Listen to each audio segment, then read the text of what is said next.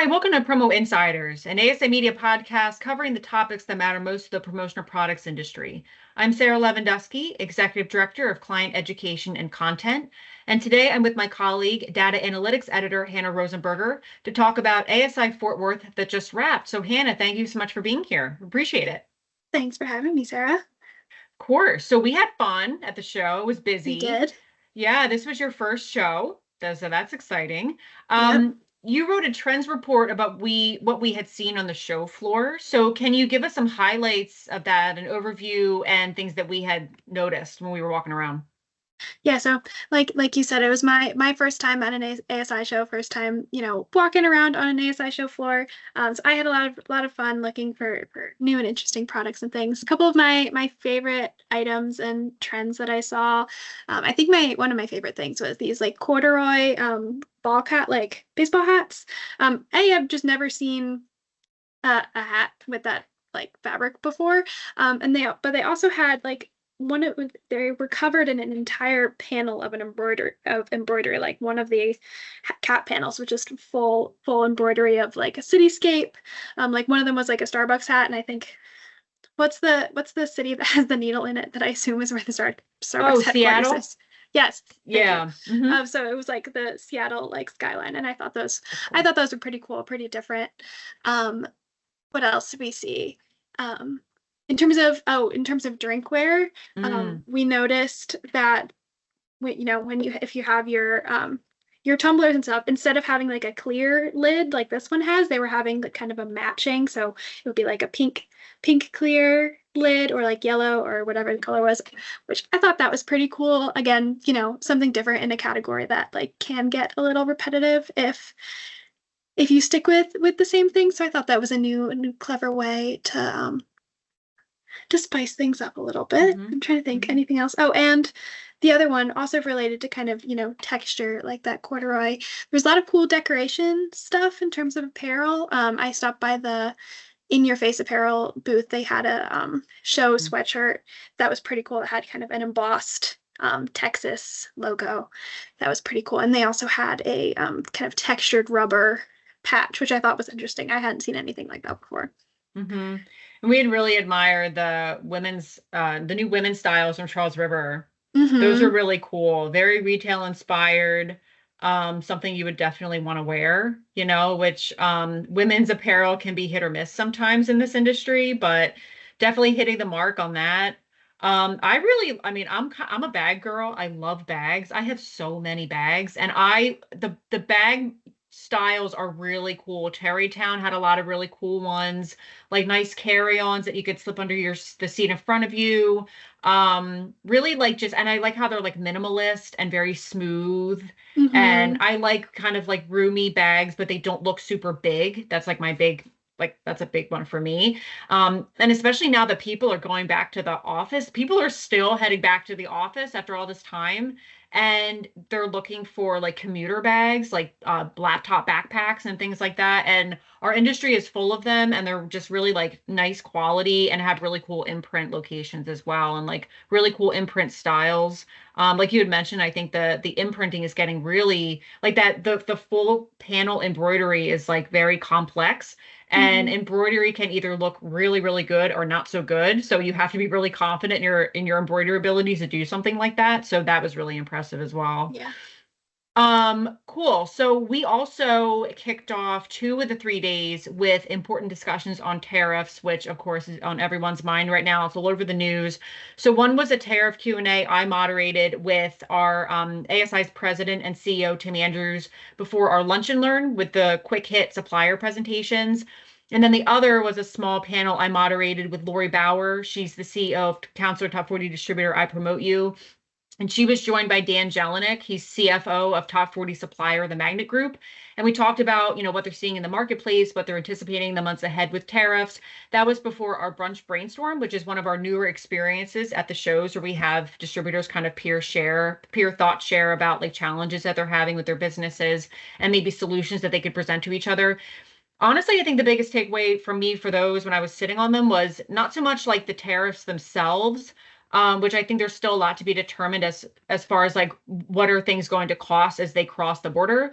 And I think people got kind of hung up on the cost increases. And I think sometimes we miss the fact that there's knock-on effects of tariffs down the line, which are hampered spending, less optimism in the marketplace, more caution surrounding buying, and all of that has an impact on end buyers investing in promo.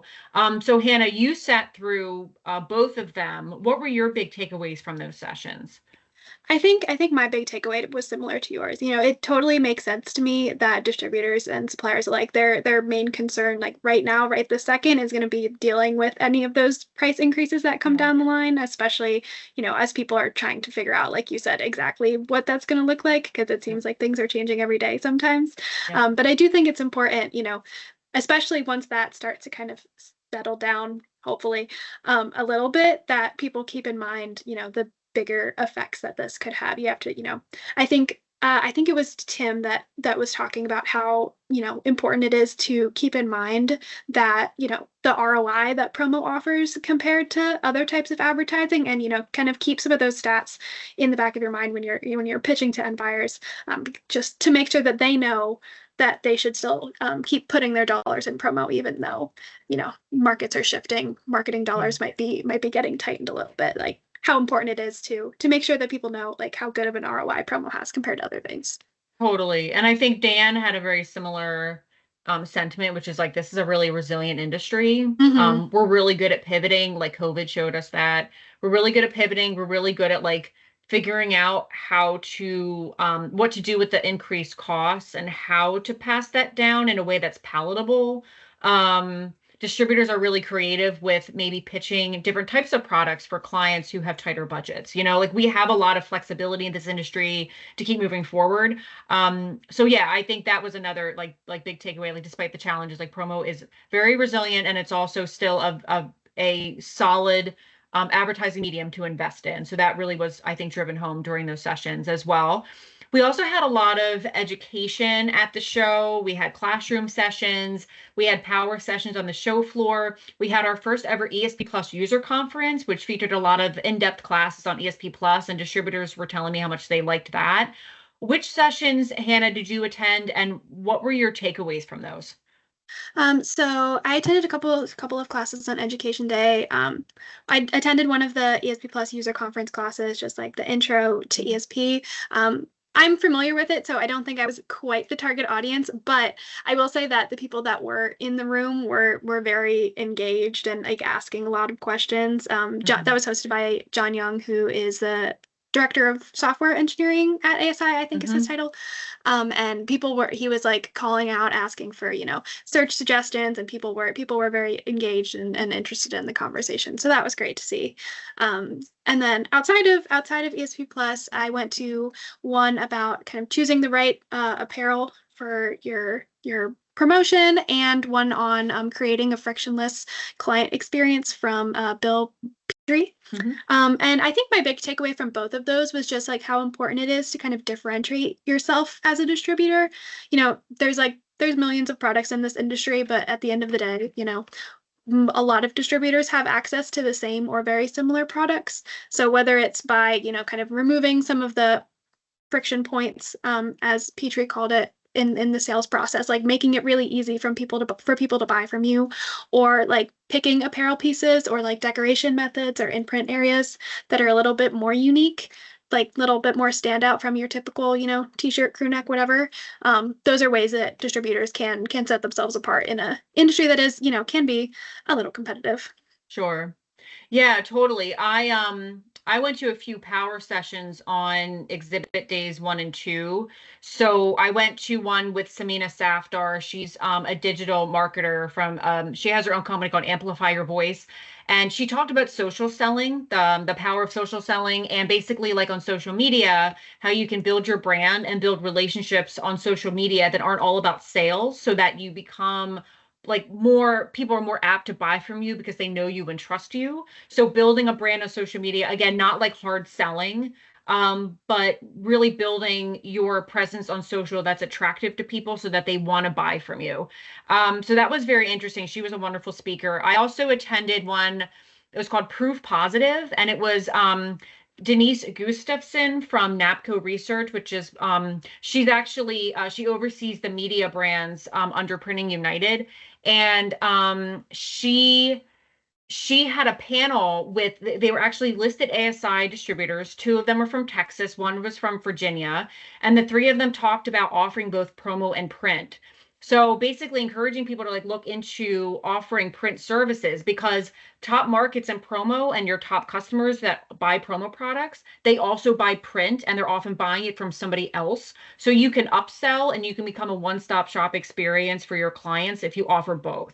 So it was a really interesting 50-minute conversation about how to do that, top tips from the different distributors, the challenges of doing it, the challenges of print that can be kind of technical. So that was really, really eye-opening. And then I also I spoke with them at the end for a little bit of added info, but then I also sat in on Cliff Quicksell's session on not selling on price. So Cliff is a industry veteran, been doing this a long time. He's a long time speaker for us.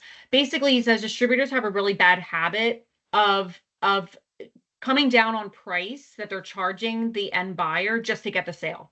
And he was like, stop letting your customer beat you up. He's like, you really have to make sure that, you know, you lean into your value, the expertise that you bring. Don't give away the store. Don't give away your time for free. You know, we all deserve to make money here. And he said distributors have this really bad habit because they want to please the customer. They want them to have a good experience. They want to get the sale. And so they end up coming down on price, and their margins get really narrow. So he said, just, you know, he gave top tips for not trying to break that habit of coming down on price just to close the sale. Also, we had a really interesting keynote speaker named Torsten Gross. He's a quadriplegic race car driver. He talked about his injury that happened when he was a teenager, and then how he decided basically not to let this new reality of his life define him or hold him back from the things he wanted to do. So, Hannah, you talked to him for the podcast. There was this podcast, The Insiders, before the show. You covered the keynote during the show, and then you spoke to him for an interview after for a few minutes. How did the conversations you had with him resonate with you? What were some of the takeaways for you from those conversations? Yeah, the keynote was definitely one of the highlights for me during the course of the show. I really enjoyed hearing Torsten talk, and then, you know, talking with him in person at the show and beforehand when we did our interview. I think one of the couple of things stuck out with me. One of my favorite quotes from his keynote itself was him talking about how the word no is just so unimaginative. I thought that was really funny because, you know, it makes sense. I think he, you know, because he is a wheelchair user, I think a lot of people look at that and they're like, no. But it, you know, how he talked about it in his keynote was really just that, you know, that means that, you know, either they're just uninformed, they don't know, and also they're just not necessarily thinking of the ways that the how can be different of like getting to that end result. So I thought that was the interesting approach to it. And he's definitely talked a lot about how he's used kind of that, as he's a very stubborn person in his own admission. So he's definitely kind of used that approach to saying no to kind of push him through a lot of different experiences, failures, successes, and those failures have been essential for kind of getting him where he is today and pushing him to maybe do some things that he wouldn't have otherwise. I also liked the part related to that where he talked about how he sets these like really big, like lofty goals for himself without having any idea how he's going to accomplish them, and then he just tells everyone that like, oh, I'm doing this thing, and then that kind of gives you not no choice but to accomplish it, but at least no choice but to try, unless you're about ready to go back to those people and be like, oh no, I just gave up. So I thought that was interesting, especially from a business perspective there, that if you kind of, you know, set out to be like, oh, my business is gonna do all these things, well, gotta try now. Right. Yeah, exactly. When I was at the keynote, I like noted some things like in my phone. I was like, oh, I need to remember these for myself. And it was like remember when the screen popped up and it said, I am here because I'm a huge failure. Yep. And then it said, don't overcome failure, manage failure. Let's get motivated to fail. Because if you're failing, it means, like you're saying, at least you're trying, right? Exactly. And that's what counts. It doesn't always mean success every time or perfection. It just means trying and trying new things. And he said, my accident changed my life for the better, not for the worse.